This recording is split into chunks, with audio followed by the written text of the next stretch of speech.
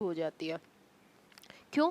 क्योंकि जो हमारे ब्लड का प्रेशर है वो तो सेम प्रेशर है, बट जो ऊपर जो एयर कम होने की वजह से एयर प्रेशर कम हो गया, इसलिए जो हमारे अंदर का प्रेशर है वो ज़्यादा हो गया और वो हमारा ब्लड बाहर की तरफ आ गया।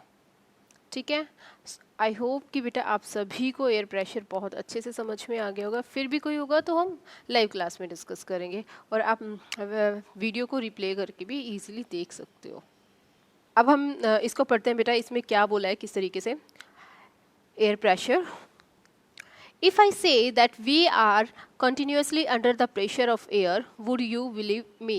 मतलब कि एयर प्रेशर में हम रहते हैं, ये मैंने क्लियर कर दिया आपको किस तरीके से, आपको समझ आ गया। व्हाट इज एयर प्रेशर, क्या होता है एयर प्रेशर, अब इसको एक बार देख लेते हैं हम।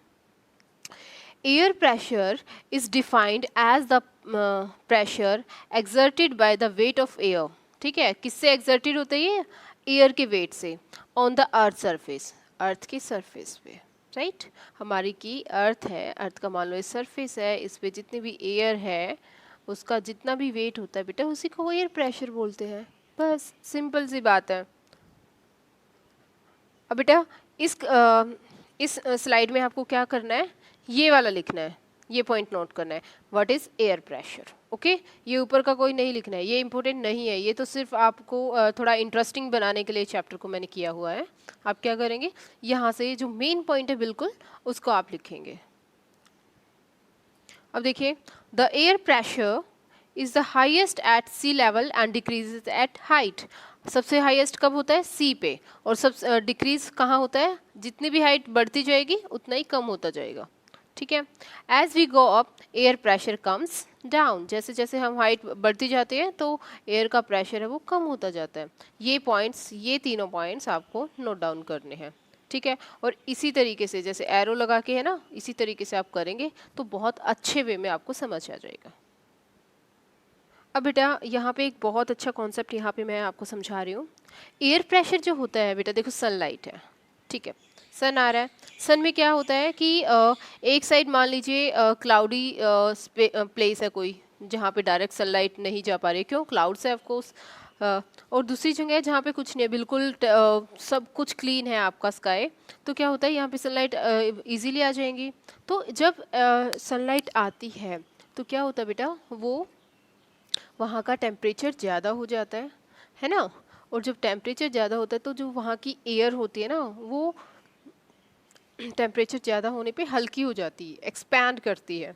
ठीक है, जब एक्सपैंड करेगी तो जो हल्की चीज़ होगी तो ऑफ कोर्स बेटा वो ऊपर ही जाएगी ना।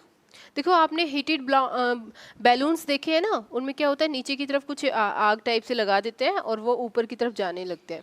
उनका कॉन्सेप्ट क्या होता है, यही होता है कि उनके अंदर जितनी भी एयर होती है बेटा वो हल्की हो जाती है। क्यों? क्योंकि उसमें जो टेम्परेचर उस जो कैंडल उसमें लगाई हुई है उसकी वजह से कम हो जाता है, तो वो ऊपर की तरफ जाने लगते हैं। तो यही है कि जब भी हमारी जो एयर होती है वो गर्म हो जाती है ड्यू टू सनलाइट, तो क्या होता है, वो नीचे से ऊपर की तरफ जाने लग जाती है।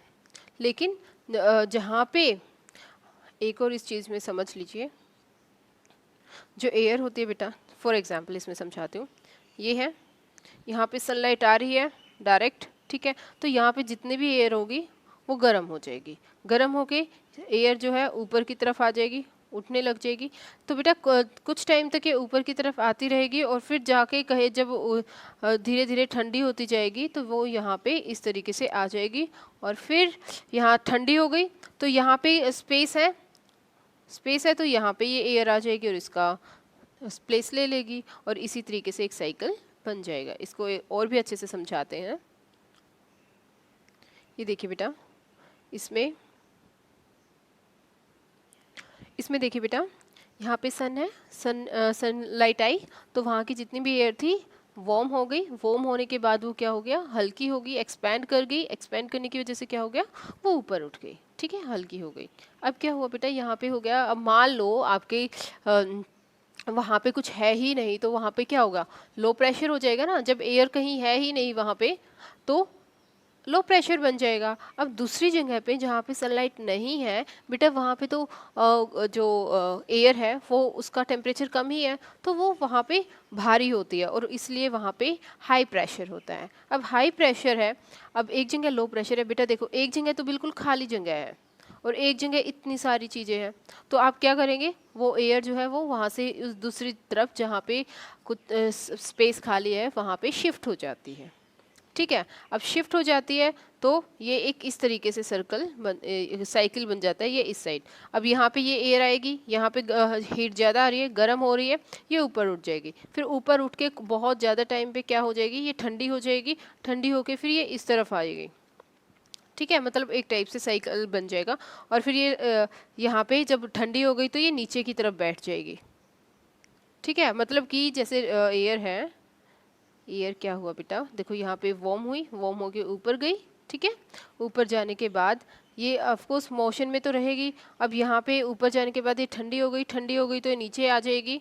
ठीक है, नीचे आ गई, यहाँ पे देखा इसने कि यहाँ बहुत ज़्यादा एयर हो गई है, यहाँ पे स्पेस मिला तो ये यहाँ पे चली गई, फिर यहाँ पे आई, फिर यहाँ पे गर्म हो गई, फिर इसको गर्म होने की वजह से ऊपर चली गई और वहाँ पे